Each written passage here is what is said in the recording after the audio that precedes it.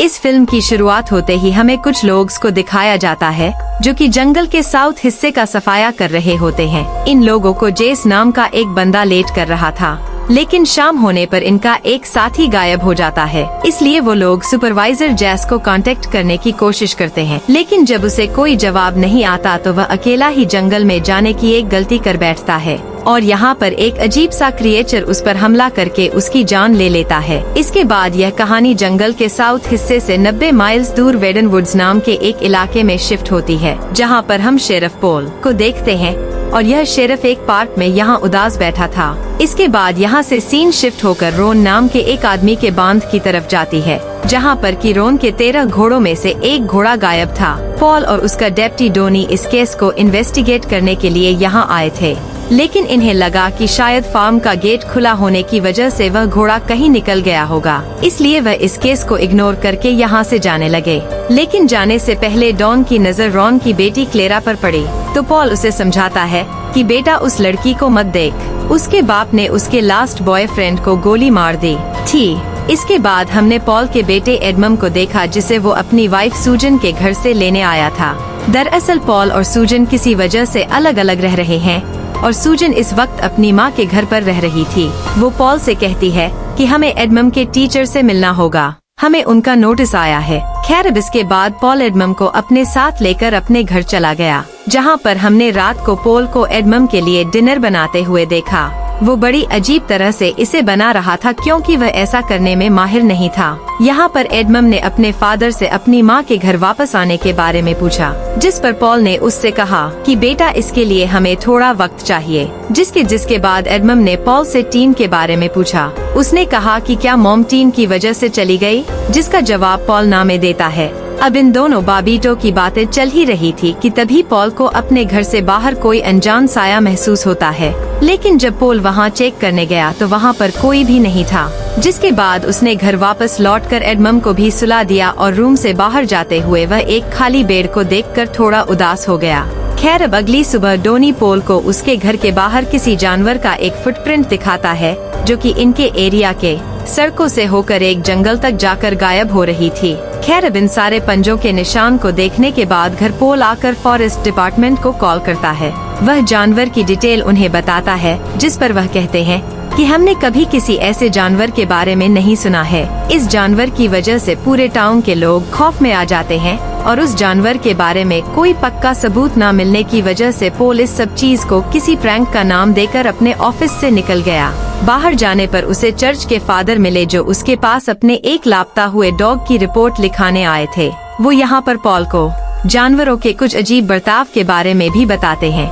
दूसरी तरफ डोनी ने पॉल के डोर से एक बच्चे की फोटो निकाली और वो उसे देखने लगा। यह बच्चा कौन है, इसके बारे में हम आगे जानेंगे। खैर पॉल क्लेरा की शॉप से कुछ सामान खरीद रहा था और क्लेरा ने यहाँ पर इस सब घटना के बारे में पॉल से पूछा। यहाँ पर जिम नाम का भी एक आदमी होता है, जो कि इसी टाउन का एक सिटीजन है। जिम कहता है कि मेरे ग्रैंडपा अक्सर बताते हैं कि वहाँ के जंगलों में कोई खतरनाक चीज रहती है, लेकिन पॉल उसकी बातों पर यकीन नहीं करता क्योंकि उसे लग रहा था कि यह किसी ने कोई प्रैंक किया है। पॉल ने यहाँ इन्हें सुबह उसकी फॉरेस्ट डिपार्टमेंट से हुई बातें भी बताई। जिम कहता है कि तुम्हारे दोस्त डोनी का भी काम हो सकता है, इसीलिए पॉल और गुस्से में यहाँ से निकल गया। जब पॉल बाहर निकला तो उसे अर्मिला, जो कि एक हंटर होता है, वह पॉल से कहता है कि हर साल यहाँ पर बहुत सारे हिरन हुआ करते थे, लेकिन इस साल तो शहर के 5 माइल्स तक उसे एक भी हिरन नजर नहीं आया। मानो ऐसा लग रहा हो जैसे वो सब कहीं जंगल में ही गायब हो गए हो। साथ ही वो यह भी कहता है कि मैंने भी कभी ऐसे जानवरों के पंजों के निशान नहीं देखे हैं। खैर अब यहाँ से पॉल सीधा सूजन के घर गया अपने बेटे एडमम को लेने के लिए, जहाँ पर उसकी वाइफ सूजन ने उसे बताया कि आज सुबह जब मैं और एडमम पार्क में गए थे तो वहाँ के बच्चे बोल रहे थे कि यह एक शैतान का काम है। एडमम को भी उसकी बातें काफी अजीब लगती हैं और साथ ही हमें यह भी पता लगता है कि सूजन ने 6 महीने पहले ही पॉल को छोड़ दिया था क्योंकि इन दोनों के साथ कुछ ठीक नहीं चल रहा था, इसीलिए यह दोनों अब अलग रह रहे थे। खैर अब रात में पॉल और एडमम अपने घर आ ही रहे थे कि तभी एक अजीब सा जानवर सड़क पार करते हुए उनकी कार के सामने से निकल गया। जिसके बाद पॉल एडमम को कार में ही छोड़कर खुद बाहर चेक करने के लिए गया, लेकिन उसे वहां पर रोन के गायब हुए उस घोड़े की बेल्ट के अलावा और कुछ भी नहीं मिलता। जब वह कार के पास वापस आया तो उसे रोन भी यहाँ नहीं मिलता, जिससे वह बहुत घबरा गया। यह देखकर वह जोर जोर से चिल्लाने लगा और तभी पास ही में उसे उसका घर दिखाई दिया। एडमम अंदर चला गया था, वह उसे वहाँ पर मिल जाता है। वहीं दूसरी तरफ अर्ल का बार दिखाया गया। यहाँ पर हम डोनी को ड्रिंक करते हुए देखते हैं और अर्ली ने यहाँ पर उसे अपनी ग्रैंड माँ की कही हुई एक कहानी सुनाई। वो उससे कहता है कि इन जंगलों में आत्माएं रहती हैं और साथ ही उसने इसे एक लड़की के बारे में भी बताया जो कि कहीं खो गया था और बाद में उसकी लाश जंगल में एक 30 फीट ऊंचे पेड़ पर लटकी हुई मिली। और यह सारी बातें सुनकर यहाँ पर डोनी घबराने लगा था। अगली सुबह हमने पॉल और सूजन को एडमम के प्रिंसिपल से मिलते हुए देखा, जहाँ पर वो एडमम के एक बुरे शब्द को यूज करने पर उसके पेरेंट्स से कंप्लेंट कर रही थी। साथ ही उसने यह भी बताया कि एडमम टीम को अपनी किताबों पर ऐसे मेंशन करता है जैसे वह जिंदा हो। यह सुनकर सूजन भड़क गई। उसने कहा कि वह उसका भाई है, वह जैसे चाहे उसे मेंशन कर सकता है, जिससे हमें पता लगा कि टीम एडमम का भाई था, जिसकी कुछ समय पहले जान चली गई थी। लेकिन कैसे, यह हम जानेंगे आगे। खैर, अब वहाँ से निकलने के बाद पॉल सेमेट्री के सामने रुक गया, जहाँ पर वह टिम की कब्र को देख रहा था। और जब उसे रोड की दूसरी तरफ डोनी दिखाई दिया तो पॉल उसके पास चला गया। और जब यह दोनों यहाँ पर बातें कर रहे होते हैं, तभी इन लोगों ने एक अजीब आवाज सुनी। नजर घुमाकर आसमान में देखने पर उन्हें लाखों की संख्या में बर्ड्स वहाँ से उड़कर जाते हुए दिखाई दिए। खैर, अब अगले सीन में हमने पॉल और डोनी को एक कैफे में बैठा हुआ देखा, जहाँ पर डोनी पॉल को उसकी अर्ल से हुई बातचीत के बारे में बताता है। उसने बताया कि माइल्डन वुड्स की वाइल्ड लाइफ खत्म हो चुकी है। वह जो चिड़िया हमने आसमान में उड़ती हुई देखी वो भी जंगल छोड़कर भाग रही थी और इन चिड़ियों को साउथ की तरफ जाना चाहिए था, लेकिन वह नॉर्थ की तरफ जा रही थी। यहाँ पर डोनी ने पॉल से उस मरे हुए लड़के का भी जिक्र किया, जिस पर पॉल ने उसे सिर्फ एक हत्या का केस बताया। इसके बाद हम पॉल को उसके घर में बैठकर एक डिवोर्स पिटीशन को देखते हुए पाते हैं। इधर सूजन के कार को ठीक करने के बाद डोनी ने उसे बताया कि वह पुलिस ऑफिसर कैसे बना, तो सूजन भी उसे अपने बारे में बताने लगी। कहती है कि टीम की मौत के बाद जिस दिन उसकी मौत हुई थी, उसी दिन सूजन एडमम को लेकर अपने दोस्त के घर गई थी और टीम पॉल के साथ था, जो कि अनजाने में पूल में गिर गया और उसका सर पूल की एज से टकराने की वजह से उसकी जान चली गई थी। इस सब के लिए सूजन ने पॉल को ब्लेम किया और इसीलिए उसने उसे छोड़ दिया था। खैर, अब इसके थोड़ी देर बाद पॉल और डोनी रोन के घोड़े के उस तवेले में जाते हैं, क्योंकि इतनी रात में कोई उसके बांध के दरवाजे को बहुत तेजी से पीट रहा था और इसीलिए आज वो उसे पकड़ने की कोशिश करता है। लेकिन पॉल एक बार फिर से पड़ोस के बच्चों की शरारत कहकर इस बात को टालने की कोशिश करता है, लेकिन तभी बांध का लाइट एक जोरदार आवाज से टूट गया। पॉल डोनी को रोन के पास रुकने का कहकर खुद उस बांध के अंदर जाने लगा और बांध के अंदर उसे वही अजीब क्रिएचर दिखाई दिया जिसने उसे अपने घर के सामने महसूस किया था। लेकिन पॉल को देखकर वो क्रिएचर यहाँ से भाग गया, जिसके बाद पॉल और डोनी सुबह आने का डिसीजन लेकर यहाँ से चले गए। अगली सुबह यह दोनों फिर से रोन के बाग में आते हैं, जहाँ पर उन्हें बहुत ही अजीब से फुटप्रिंट और बड़े पंजों के निशान दिखे। जब घर आकर पॉल ने इस बारे में इंटरनेट पर सर्च किया तो उसे एक नॉर्थ अमेरिकन लेजेंड के बारे में पता चला।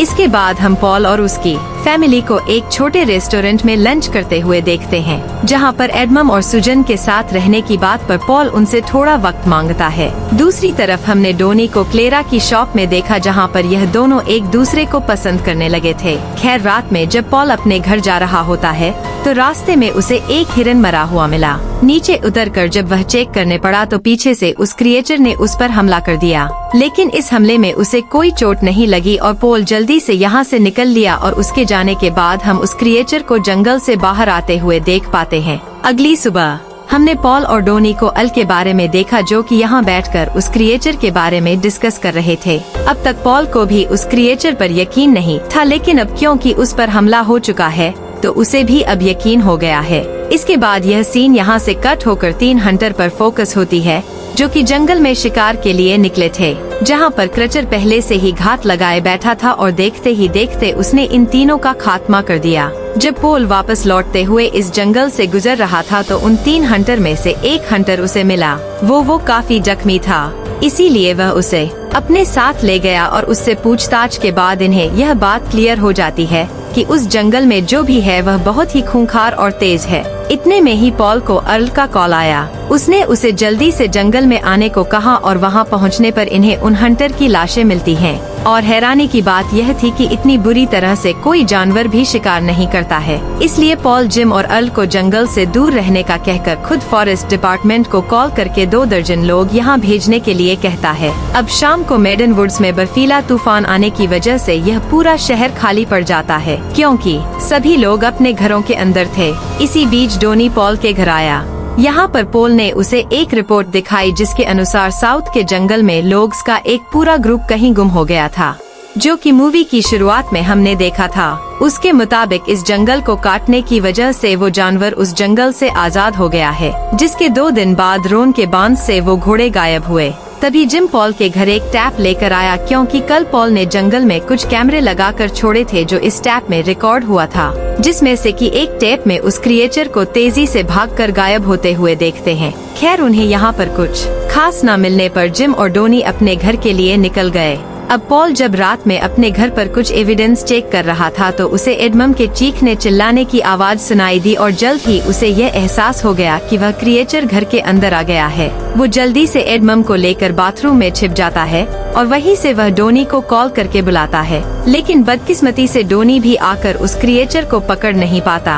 अब इसके बाद शेरी पॉल और उसके लोगों ने इस इलाके के लोगों को चर्च में इकट्ठा करके उन्हें सेफ रखने का उनसे वादा किया। अब यह लोग इस बारे में डिस्कस कर ही रहे थे कि तभी वो क्रिएचर इन लोगों को सूंघता हुआ यहाँ तक पहुँच जाता है। अब वो क्रिएचर चर्च का दरवाजा जल्द ही तोड़ने वाला था, इसीलिए पॉल और डॉन इन सब को जल्दी से बेसमेंट में ले जाकर जिम और अर्ल की निगरानी में छोड़कर खुद उस क्रिएचर के शिकार करने के प्लान पर जुट गए। लेकिन इस लड़ाई में उस क्रिएचर ने डोनी पर पीछे से हमला करके उसे जख्मी कर दिया, लेकिन किसी तरह से डोनी ने भी क्रिएचर के शोल्डर पर शूट करके उसे कमजोर कर दिया। इसके बाद बाहर आकर उस क्रिएचर ने पॉल पर हमला किया, लेकिन पॉल अपने चाकू से उस पर हमला करते हुए आखिरकार उस क्रिएचर की जान ले लेता है। इसके बाद वह सभी लोगों को बेसमेंट में से सेफली बाहर निकालते हैं एंड डोनी भी ठीक होता है। सभी लोग काफी खुश थे कि अब सब ठीक हो गया है, लेकिन इसके बाद डोनी उस क्रिएचर को देखकर पॉल को बताता है कि मैंने गोली से इस क्रिएचर के शोल्डर को जख्मी किया था, लेकिन हम देखते हैं कि उसका शोल्डर तो एकदम ठीक है, यानी कि इन पर एक बहुत बड़ा खतरा आने वाला है। और तभी हमने बाहर देखा जहां पर हम चर्च के बाहर उसी की तरह और भी भयानक क्रिएचर को देख पाते हैं, यानी इस टाउन में अब कोई भी नहीं बच पाएगा। इन सब का खात्मा होने वाला है और इसी सीन के साथ यह फिल्म, यह कहानी यहाँ खत्म हो जाती है। दोस्तों, उम्मीद करता हूँ आपको यह वीडियो पसंद आई होगी। वीडियो अच्छी लगी हो तो वीडियो को लाइक और चैनल को सब्सक्राइब कर लें।